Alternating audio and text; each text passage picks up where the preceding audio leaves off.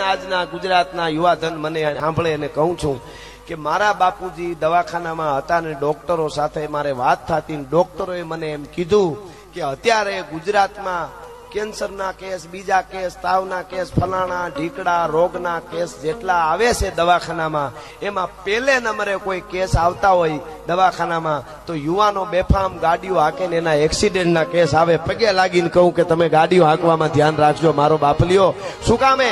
મારો બાપ 70 વર્ષે વયો ગયો તો 1 મહિનો થઈ ગયો તો હજી બરાબર નીંદર નથી આવતી. જેના 20 વર્ષના વયા જાય એના મા બાપનું શું થતું હોય છે, એનો પરિવાર, એની બેનું, એની માં, એનો બાપ, એનું કુટુંબ. આ બહુ જિંદગી ઘણાને એમ લાગે કે મારી જિંદગી, ઘણા એવું કે એકચ્યુઅલી મારી જિંદગી છે, તમારે શું? તારી નથી, તારા કુટુંબની છે, તારા પરિવારની આ જિંદગી છે, તારી જવાબદારી છે. જવાબદારી બારો ગયો તો તું કાંઈ છો જ નહીં.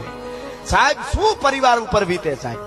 હા, અને જરાક તોફાન કરવામાં, જરાક સ્ટન્ટ કરવામાં ખોપરા ફાટી જાય, કા પગના કટકા થઈ જાય. શું સાહેબ જિંદગી શું છે એની ખબર જ નથી. ઈશ્વરે મહામૂલો દેહ આપ્યો છે તો કંઈક કરી લેવાનું છે ભલા માણસ, બાકી કઈ ગોટો વળી જાય એની રીતે એ નક્કી નથી. એટલે હાથે કરીને આ બહુ માનવ દેહ મોંઘો છે, હાથે કરીને નહીં. એટલે એટલી મારી વિનંતી છે કે ઘરેથી નિહરીને તો એટલું યાદ રાખવું કે મારી માં ઘરે છે, મારી બેન છે, મારો ભાઈ છે, મારો બાપ છે, મારું કુટુંબ છે.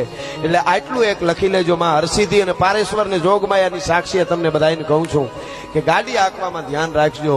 બાકી ઘડીકમાં કુટુંબ વિખાઈ જતા વાર નથી લાગતી. આ ચારણ તરીકે એક મારે વચ્ચે પ્રાર્થના કરવી જોઈએ, સાહિત્યકાર તરીકે આવ્યો છું એટલા માટે.